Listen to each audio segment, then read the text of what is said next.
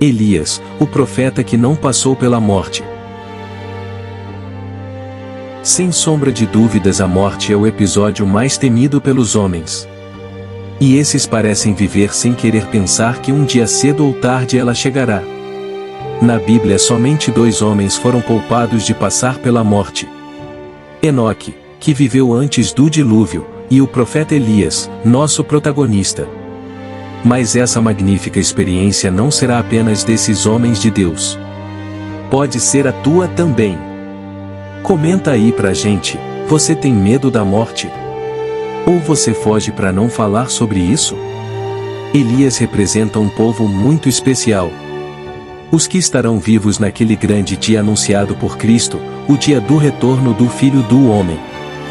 O apóstolo Paulo, em sua primeira carta aos Tessalonicenses, descreve esse grande episódio ao dizer: porque o mesmo Senhor descerá do céu com alarido, e com voz de arcanjo, e com a trombeta de Deus, e os que morreram em Cristo ressuscitarão primeiro. Depois nós, os que ficarmos vivos, seremos arrebatados juntamente com eles nas nuvens, a encontrar o Senhor nos ares, e assim estaremos sempre com o Senhor. Portanto, a morte não é o fim de tudo, afinal, Cristo disse: eu sou a ressurreição e a vida, aquele que crê em mim, ainda que morra viverá. Agora, notável mesmo será a experiência daqueles que não terão que passar por ela. Ao olharmos para as profecias da Bíblia com respeito ao final do mundo, percebemos pela unção do Espírito Santo, que o grande evento do retorno de Jesus Cristo se aproxima da terra. Porém, se não nos encontrarmos vivos por essa ocasião, devemos ter a esperança da ressurreição anunciada pelos profetas. Mas, o que aconteceu de fato com Elias, e por que ele representa o povo de Deus que estará vivo por ocasião do retorno de Cristo? Elias viveu num tempo de grande apostasia em Israel. O rei Acabe se casou com Jezabel, filha de um sacerdote pagão, contrariando as ordenanças de Deus. Acabe aprendeu com sua mulher, que por sinal tinha traços marcantes de crueldade, a servir aos deuses pagãos. O rei passou a adorar Baal. Seu exemplo como líder influenciava o povo a mergulhar na idolatria. Elias era homem temente a Deus e que se apartava do mal. Homem simples, longe da ostentação, mantinha uma vida de fé e oração. Ele foi um reformador para a sua época. Repreendeu o pecado do rei e do povo, mergulhados na mais terrível incredulidade e apostasia. Israel, apesar de toda a sua história e experiência com Deus desde que saiu do Egito até que entrou em Canaã, foi contaminado com as crenças pagãs de que a mãe natureza é que concedia o alimento, sendo levado assim a não dar glória e honra ao Criador, mas à criação. O povo se mergulhava nos rituais prestados a Baal e a cada dia eram afetados pelo mal. Elias foi enviado de Deus como reformador para os seus dias. Ele repreendia o pecado do povo e ao mesmo tempo conduzia o mesmo para o verdadeiro Deus, que podia perdoar e transformar a vida de quem nele confiasse.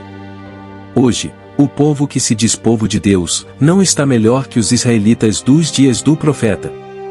Os próprios líderes têm conduzido o povo à apostasia e costumes pagãos.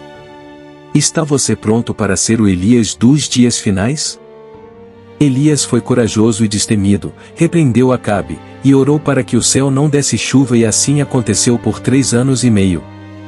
O povo idólatra sofria com a seca e Deus sustentava Elias em um lugar preparado somente para ele. Deus preparou um ribeiro e os anjos lhe traziam alimento.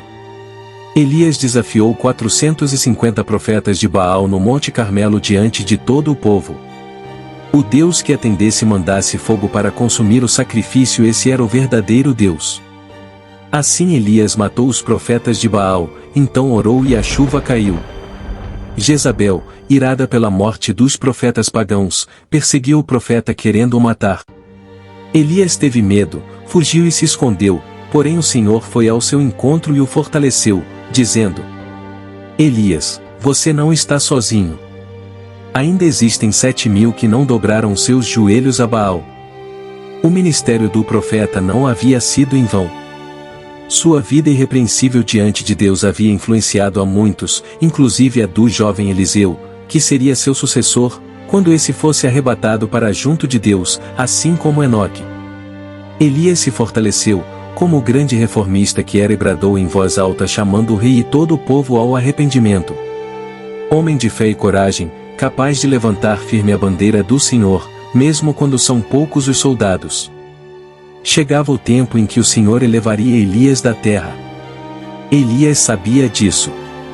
Eliseu, seu seguidor e outros profetas do Senhor também sabiam que Elias seria tomado, porém não sabiam para onde o Senhor o levaria. Eliseu não queria deixar Elias por um só momento. Junto ao Jordão, Elias dobrou a capa e tocou as águas, e ambos atravessaram a seco. Elias olhou profundamente os olhos de Eliseu e disse: Pede o que desejas, antes que eu seja levado de ti. O que você pediria se estivesse no lugar de Eliseu? Comente pra gente. Sabe o que pediu Eliseu? Ele disse: Quero a dose dobrada do Espírito que há em você. Eliseu queria a dose dobrada do Espírito Santo. Esse também é seu anseio? Ser cheio do poder de Deus em sua vida? Eliseu estava ali, como Elias, entregando sua vida ao Senhor. Estava disposto a encarar os desafios da vida de um profeta do Altíssimo, mesmo em meio à rebelião e apostasia de sua época. Elias respondeu: Isso não é fácil, mas se você me ver sendo levado, o Senhor te concederá. Ver o profeta Elias sendo levado seria a resposta que Eliseu precisava. Eles continuaram a caminhar conversando, quando de repente um carro de fogo os separou e Elias foi levado num redemoinho. Vendo Eliseu, clamou: meu pai, carros de Israel, e seus cavaleiros. E nunca mais Eliseu viu o profeta. Eliseu pegou a capa do profeta que havia caído, tocou as águas do Jordão e disse: Onde está o Senhor Deus de Elias? Naquele momento as águas se dividiram e ele passou. Eliseu agora estava pronto para a obra a qual Deus o designou. Elias subiu de encontro ao seu grande e maior amigo. Ele viveu uma vida de renúncia nesse mundo para levar pecadores arrependidos aos pés do Senhor. E você? Está disposto a entregar a sua vida, renunciando às glórias e prazeres deste mundo, para ser herdeiro do reino de Deus? Uma coisa é certa: tudo aqui é passageiro e ilusório. O melhor de todas as coisas é atender o chamado de Cristo. Gostou do vídeo?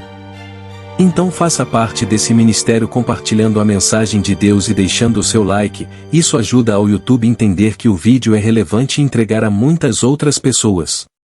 Até breve.